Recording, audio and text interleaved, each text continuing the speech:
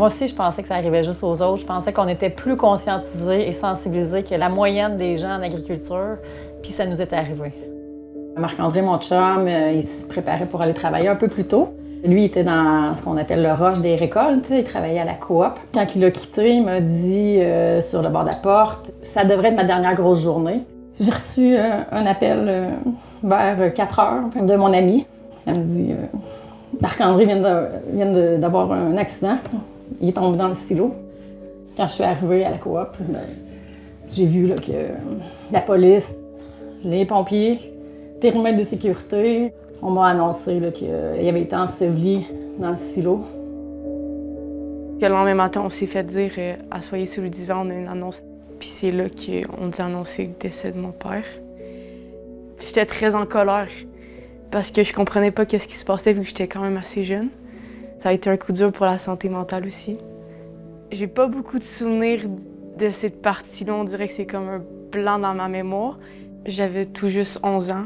J'allais avoir 12 ans le mois d'après.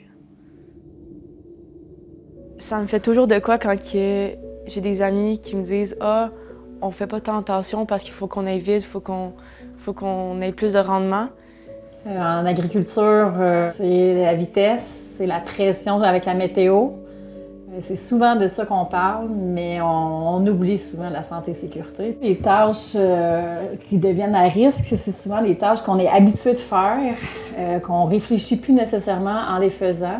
Puis aussi le stress qui vient avec la pression, souvent là, dans le cas de Marc-André, des récoltes qu'il fallait faire rapidement parce que là, dans le fond, la météo jouait un peu contre nous.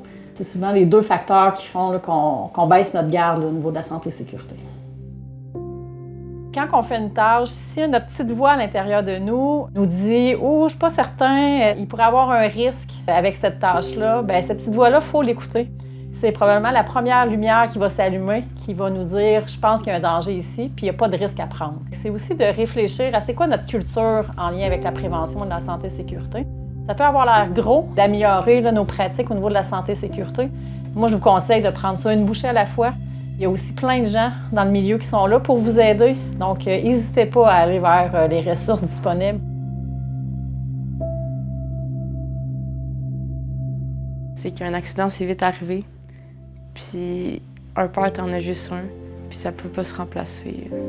C'est pas juste de penser à notre propre vie puis les impacts que ça a sur nous, mais aussi de penser des impacts que ça a autour de nous.